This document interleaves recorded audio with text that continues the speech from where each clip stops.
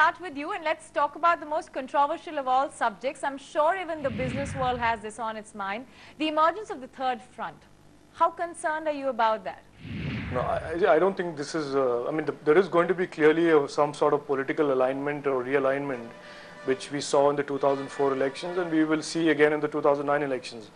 The main issue is really not so much the alignments, but how quickly and how effectively the government or the coalition government, whatever the form and nature of that be, hits the ground running and starts addressing these pressing economic issues. But Rajeev, there is no conviction that even if there was a third front, there would be talk of maturity of politics, of politicians and political issues? No, Shaili, I think we've, since 2004, we've been governed by what is the biggest contradiction, in terms of economy, which we've got the left, which worked for 4 years with the Congress, Manmohan Singh-led government. The issue is not that. I think the issue is going to be if coalitions, the coalition is going to be inherently unstable, then you create an economic volatility. You create a sense of instability in the economy. That is not good.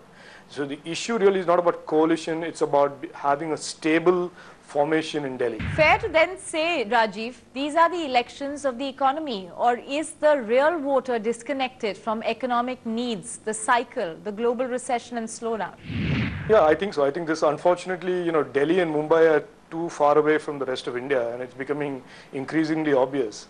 I think the stock markets and the economy as Bombay sees it is really not the issue. I think the real issue is the failure of the government and the lack of governance reforms.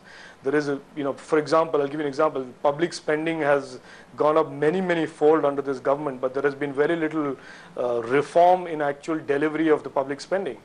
And so therefore, on the ground, while statistics are being trotted out in terms of public spending and government spending, people on the ground are not seeing commensurate results.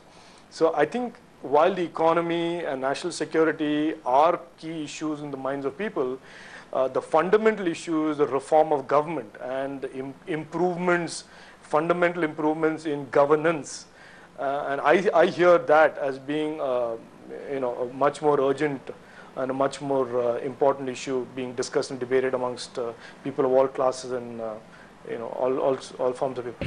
As long as we don't have to be in for surprises from all kinds of strange players in the political arena, do you think that is really the unfortunate part of this democratic process in our case? The two alliances don't offer anything different. No, and Shelly, that's exactly the point. I don't think we should leave it to the political class to decide the solutions and come up with the innovative ideas. There is a lot of people in civil society, there are a lot of people in media who understand really what the challenges are and what the solutions ought to be. And I think, programs like this, when you talk about ideas for change, they ought to be more than venting and more than whining. We must actually put forth on the agenda of the political parties real solutions. Rajeev, let's talk about your ideas for change.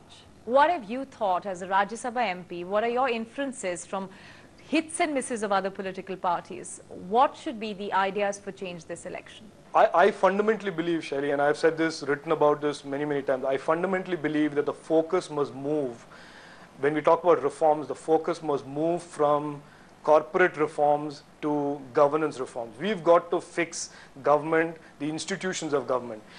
You take any of these crises that have happened on our watch in the last 5 years, whether it's a security crisis, whether it's the economic crisis, clearly at every stage there are institutions of the government that have failed. Be it the police and the intelligence on the security side, be it the regulatory guys on the Satyam side. My point is, my contention is, and my proposition is that the government and state institutions have to be reformed, have to get strengthened.